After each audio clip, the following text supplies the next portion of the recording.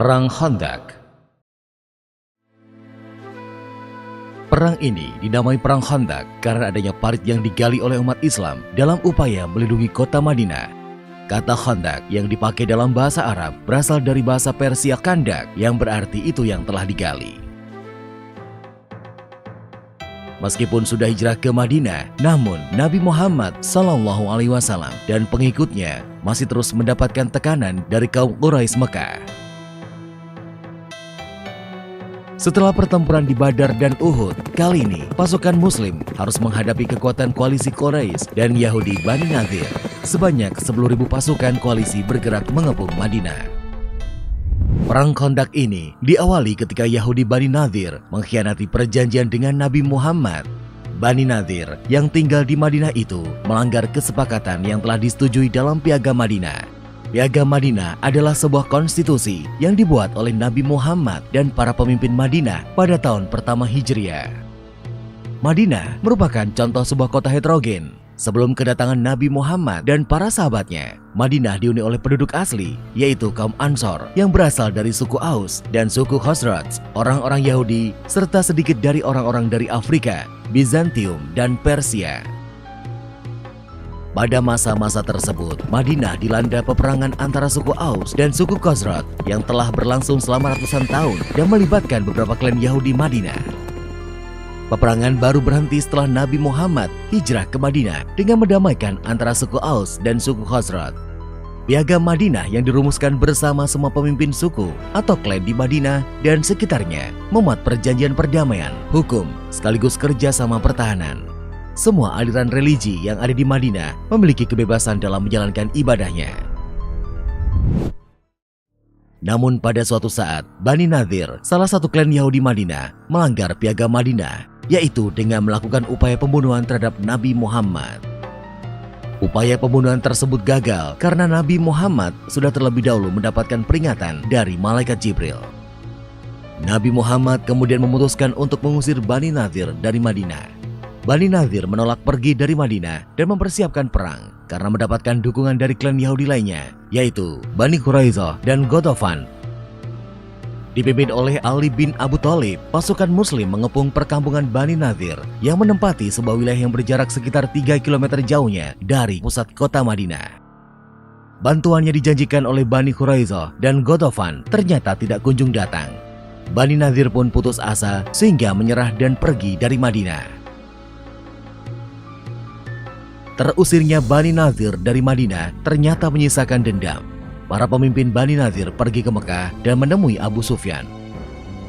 Dalam pertemuan tersebut tercapai kesepakatan koalisi antara Bani Nadir dan Quraisy Mekah.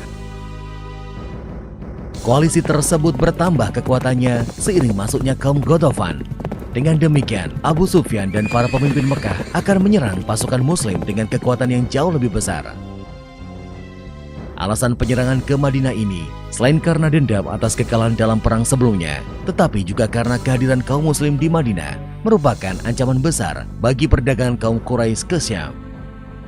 Perseteruan itu mengakibatkan rute-rute perdagangan ke wilayah Syam menjadi tidak aman bagi para pedagang Quraisy. Selain itu, berkembangnya agama Islam di Madinah membuat pamor kota Mekah semakin turun sebagai kota pusat keagamaan. Abu Sufyan beserta para pemimpin Quraisy Mekah bersepakat bahwa perkembangan kaum Muslim yang pesat sangat membahayakan posisi mereka dan itu harus dihentikan. Kehadiran Bani Nadir dan kaum Ghatafan membuat Abu Sufyan berhasil menghimpun hingga 10.000 pasukan. Mendengar terbentuknya pasukan koalisi dalam jumlah yang sangat besar, Nabi Muhammad segera menyusun strategi dengan para sahabatnya. 10.000 pasukan merupakan kekuatan yang sangat besar, lebih besar dari keseluruhan penduduk Madinah pada saat itu. Nabi Muhammad hanya mampu mengumpulkan pasukan berjumlah 3.000 orang. Setelah membandingkan kekuatan musuh dengan kekuatan pasukan Muslim, Salman Al-Farisi, salah satu sahabat Nabi, mengusulkan agar dibuat parit melingkari kota Madinah. Sebuah parit di mana kuda perang terbaik pun tidak akan mampu melompatinya. Nabi Muhammad menyetujui ide Salman Al-Farisi. Sebanyak 3.000 pasukan Muslim bekerja bahu-membahu menggali parit yang harus selesai sebelum pasukan koalisi tersebut sampai ke Madinah. Setelah bekerja keras selama 6 hari, pasukan Muslim berhasil menggali sebuah parit dengan panjang mencapai 5 km melingkari kota Madinah dari sisi lembah atau area masuk kota. Sedangkan di sisi lainnya, kota Madinah terlindungi oleh gunung dan bukit yang sulit dilalui baik dengan kuda maupun jalan kaki. Bulan Syawal tahun ke-5 Hijriah, pasukan koalisi sampai ke Madinah, sebuah pasukan terbesar yang berhasil dihimpun oleh bangsa Arab pada waktu itu. Pasukan koalisi ini dalam bahasa Arab dikenal dengan istilah Al-Ahzab, sehingga perang ini kelak juga dikenal sebagai Perang Ahzab. Keberadaan parit di luar kota Madinah ternyata tidak diduga pasukan koalisi. Hal yang bisa mereka lakukan adalah melakukan pengepungan sambil mencari celah untuk menerobos masuk ke dalam kota. Pasukan koalisi yang tidak bisa menggerakkan infanteri maupun kavalerinya terpaksa melakukan serangan jarak jauh dengan menggunakan panah. Pasukan Muslim pun juga membalas serangan tersebut dengan menggunakan panah. Upaya menerobos pertahanan parit pernah berhasil dilakukan oleh Amr bin Abdul Wud dan beberapa pasukan berkudanya. Namun, sesampainya di dalam kota, mereka harus menghadapi Ali bin Abi Thalib beserta pasukan berkudanya. Serangan Amr bin Abdul Wud berhasil diatasi oleh Ali bin Abi Thalib.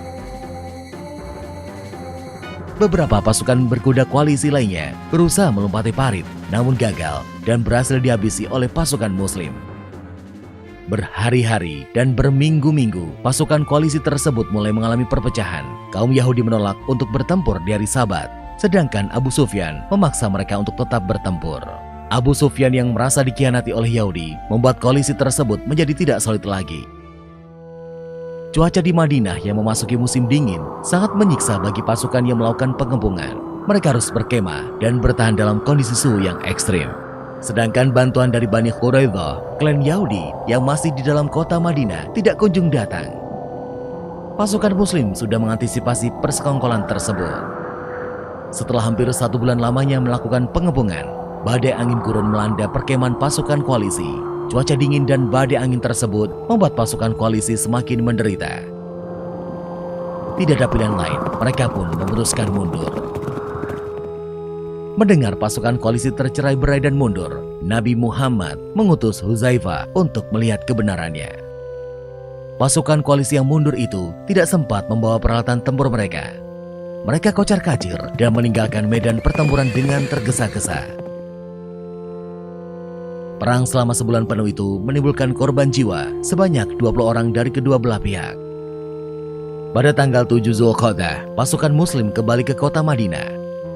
Pada saat itu, Nabi Muhammad menyampaikan bahwa tidak akan ada lagi serangan dari kaum Quraisy Mekah di masa yang akan datang.